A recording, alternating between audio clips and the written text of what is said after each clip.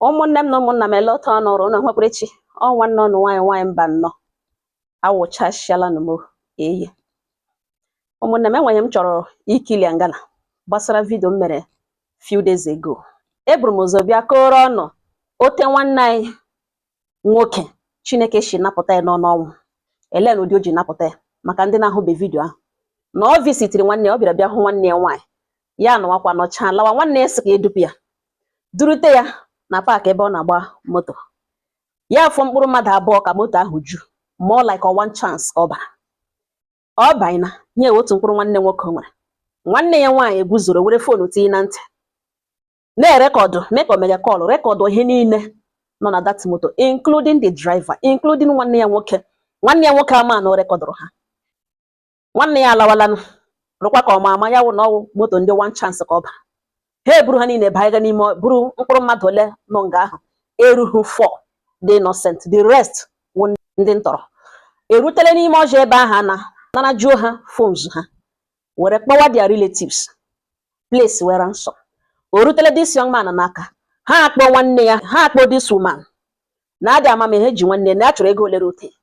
The lady asị na ya chọrọ ịma first ma nwanne ọ dị ndụ before ka ya dị sure na ya send ego ha kwuru na nwanne ya ga-adị ndụ. Ha sị ngwa ya ekwuwere nwanne opportunity ahụ nwanne ya jiri tinye fonu na ntị. Nwanne ya nwaanyị ajụwa ya sị ọ bụ ndị a gị na ha nọ na moto ji m? Ya sị yes. Before ha na-akwụpụla fonu na ntị gbaa ya akalanya. Nwanne ya nwaanyị rekọdụọla ya already mgbe nwanne ya sị na ọ ndị a niile nọ na moto ji ya. Ha were fonu kpeghachi ya sakwa ọ chọrọ play fast one on them. Ya gwa ha na ha were gwa nwanne ya nwoke ya gbagara ha WhatsApp ka ya eji ha ihe ha na-amaghị. Ya were vidio ha nọtara ihu ha niile send ara ya na WhatsApp. Ha niile bido lewezi onwe ha anya n'ihu hụzie vidio ha hụ na ihu ha agbaala na ọ bụrụ na ya echee nwanne ya ọpụta na ha ga-agba n'ịntanetị. Polisi ga-achọ ha mbịaka na enwebeghị azụ ha na this Nigeria na ihu ha ga-anọ all over the place. According to nwanne nwoke ọgbaghara adị. Ha akwa aka n'isi ha asị shit, ha asị ha na ha dị worried. Gwazie ya ọ wụdịrị naanị that young man, ha releases all of them. Gwazie na ya gara gwa nwanne nwaanyị delete that video. Werezie picture this lady now from their phone. Na ọ no delete that video. Police kpara ha aka na their group somewhere will still bring them down. Otaka this young man jiri lọta. Now may post to China. Biachi again. See, made the next video. Ebe m kọwara sị na enwere ụmụ ruru tiny spy camera na dịka bot nefe a na-atapa gị nefe ọ naghị adị ọnụ.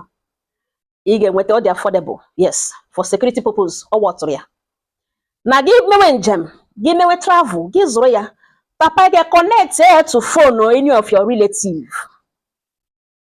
Ọ nwanne gị nọ n'ụlọ somewhere ga na-ele ka ụtọ as long as ị nọ na moto ahụ ọ ga na-ahụ ele gị. As long as ihe ọbụla kamera ahụ capture n'ihu gị, nwanne gị ahụ onye ahụ ị gwara na ị na-eme njem a connect ala that camera, ọ ga-anọ ebe ahụ na-ele gị unless atakapụrụ that thing tụpụ ya tụfuo ya, of which ọwụ ha niile ga-ahụ ya mata na ọwụ ihe kamera ka ọ.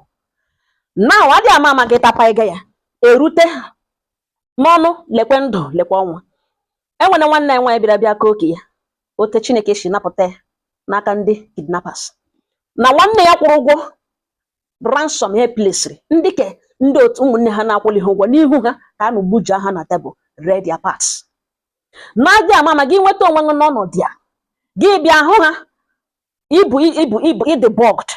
That camera spy camera hụ ga ha ịma igụnwa ma ihe mere na gị use ya as your last option.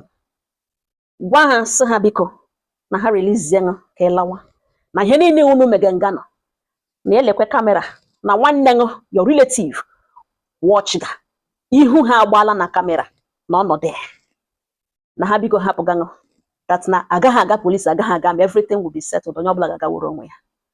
Gị gosi ha the camera ya ahụ ya truly that's not camera. At that moment ọ ga-enwe ihe operation ahụ ọ ga-adịgodo halted. Ha niile adị worried because ha niile ihu ha agbala nga na kamera. Gị gwa na emekwele ka ịbịa gị atụwa ya atụwa. Let it be what it is. That na this camera spy camera nọ n'efe that na nwanne gị your relative man ị na-eme njem bọgụrụ gị were na monitor na ihu ha na-show since na ifu na okwu n'ugbo ikwu gị na ụmụnne gị watch ga ha niile otu o fesiri ugbo na ihu ya fesiri kamera. Somebody's leg ya from home. na ikwuo ya ịzọlụ onwe ndụ ọgụdụ na chances no zero level automatically many upgrade na ha agaghị like igbu in order not to add to their crime already. Ụmụnne m mecha explain na that video. Ofu nwanne anyị nwoke sị m nwa mba nnọọ na m ga-emegharịa vidio ahụ na m ga-emegharịa vidio ahụ na m awụhụ security chief that na onye kwuo ihe ahụ na ndị ahụ ga-agbagbu ya instant na a ga-agbagbu ya there. Hello, use it. Use it. Education is one thing. Wisdom is another thing. Ka m nyeta unu tip. Enwe ihe m chọrọ ịkọwara. Ị hụrụ the only thing ị na-aga eme n'ihu onye oshi ọ ihu onye kidnapper. Ọ bụrụ na ịma onye ọwụ, emekwele ka ọ mata na ịma onye ọwụ. Until that operation, chinga na zone, gị lewe chinga anya n'ihu. Ma ọ bụrụ na ị recognize any one of them, don't mention their names. Automatically, they won't give you opportunity to come and explain what happened. No. The only condition again, ogeji wụrụ na ikekwa chọọ ha igbu ha emechagbu onye wụ ma ọ bụrụ na one of them recognize na ọ ma na ịma ya all problem onye ahụ agala ya wije.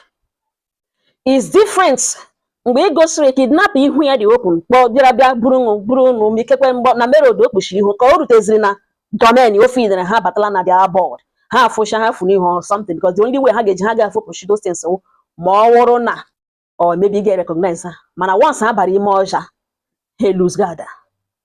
Ma ọ bụrụ na ha fọpụchighị ihu ha kpuchiri ihu ha don't disclose your camera. Mana ọ bụrụ na ihu ha dị open bare like my own tam na nnekwu mbịafefere gị na-ele m otam ilega all your last option. Gwa the person na ya lee camera n'ebe a na onye lege camera na ọ nwanne gị nwaanyị and nwanne gị nwoke and the only condition now agụbe ha aga police until ha mata the last ebe ije ya gaga na ha biko release ka ịlawa na ọ na ịlarụ na a ga-delete the video na agaghị submit ya to the police station na ọkwa na ha ga further ime anything ha mara that na ihu ha ga-agba na mana television mana internet police will be all over them. Ihe izoga that time wụ ndụ gị o doo ha anya that na yes ihe ahụ ịkọgadi always okwu that somebody somewhere is watching them. My sister, my brother, ha ga-anọ at your mercy. Brega n'elu brega na consult any security chief. Akụrụ m aka n'obi na-asị gị na ọ wụ ihe m ga-eme ma ọwụrụ m. Kwekwele mmadụ ọbụla deceive nwa. Ụjọ, many people ewerela ụjọ nwụnyụ anya fuo. The same thing na onye ntọrọ ji nwe n'ime ọjọọ gị egbe esi elekwe kamera na since o ji nwụrụ ọnụ n'ụzọ n'otu unu si abịa gị ugbu a na nwanne m somewhere nọ n'ụlọ elege hello ọ naanị Boko Haram onye na-ama ihe kọga na kamera mana ọ wụrụ our modern day kidnappers ihu ya ịkọga that na ihu ya agbaala na kamera somebody lege ya ebido lesson over his crime ọ gaghị egbu in order not to add to the crime ọ commit already. Nga ahụ gị na ya na ọ ga-adịgodo uncomfortable gị na-akọga that na ebido legharịwa anya ka ọ mara ma police soro na ha abịawala ka ọ mara ma ha nọ ya mmụọ ya gwe na ha nọ ha alone at that moment ha ebido megịnị lesson over their crime. Gowa ma ngono ha not only you with the last people ha ga like a hot ya na-ekwuzi okwu ya wụ ha ga-esi megịnị decamp disappear not igbo because ha ma na one way or the other they will be caught egide ha offense ha ga-adị crime ha ga-adị doubled. Ahụrụ m na iburu onye gị gbutokwa ya ka ebe iliri ya. That is the part they will not want to add to their crime, to their punishment.